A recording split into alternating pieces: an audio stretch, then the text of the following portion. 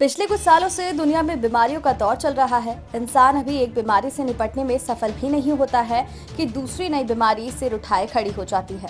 इस बार दुनिया भर के डॉक्टर और स्वास्थ्य सेवाओं से जुड़े लोगों के माथे पर हेपेटाइटिस के गंभीर मामलों की अचानक बढ़ोतरी ने शिकन ला दी है। हेपेटाइटिस लिवर से जुड़ी हुई बीमारी होती है जिसमें लिवर में सूजन आ जाती है।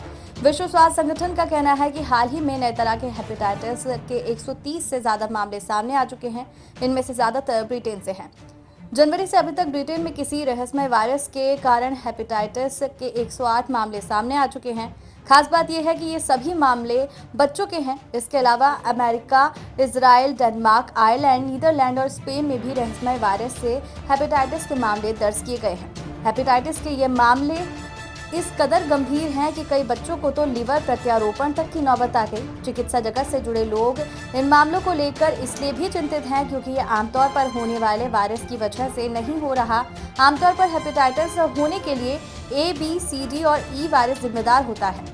हालांकि बार्सिलोना की हिपेटोलॉजी की प्रोफेसर और European association of the study of the liver public health committee की प्रमुख मारिया बूटी का कहना है कि वैसे तो हेपेटाइटिस के ये मामले अभी बहुत कम हैं, लेकिन ये सभी बच्चों से जुड़े हुए हैं। हालांकि ये बात गंभीर है। हेपेटाइटिस के इन मामलों को लेकर पब्लिक हेल्थ स्कॉटलैंड के निदेशक जिम मैकनीमन का कहना है कि पहले से ही एक शोध किया जा रहा था कि कहीं हेपेटाइटिस को और गंभीर बनाने के पीछे एडिनो वायरस का नया म्यूटेंट तो जिम्मेदार तो नहीं। साइंटिस्ट अब इस बात को लेकर अध्ययन में जुटे हैं कि कहीं किसी और वायरस के साथ मिल जाने से समस्या और गंभीर तो नहीं हो रही।